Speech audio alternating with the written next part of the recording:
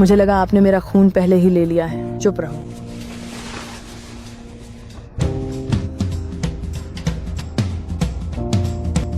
मेरी आंख निकाली जाने वाली थी। मैं मुस्कुरा रहा था क्योंकि कुछ पल पहले ही मॉर्गन ने मेरी एक इच्छा पूरी करने में मेरी मदद की थी। मेरी दाहिनी आंख में कैंसर का पता चला था।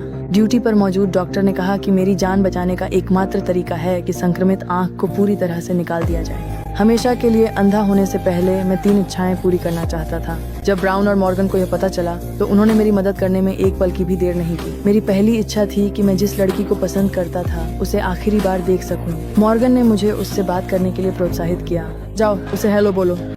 क्या तुम पागल हो? उसे बताओ कि तुम्हें लगता है वह सबसे खूबसूरत लड़की है जो तुमने देखी है और आखिरी घंटों की रोशनी में तुम उसका चेहरा फिर देखना चाहते हो। मैंने अपनी सारी हिम्मत जुटाई और उसकी ओर बढ़ा, लेकिन आखिरी पल में मैं पीछे हट गया।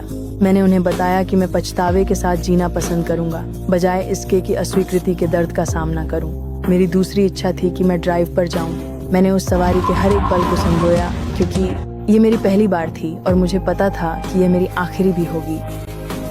जब तीसरी इच्छा की बारी आई तो मैं हिचकिचाया। शर्मिंदा होकर मैंने आखिरकार कबूल किया कि मैं किसी महिला का सीना देखना चाहता था। मॉर्गन मुझ पर कोई पछतावा छोड़ने नहीं देना चाहता था।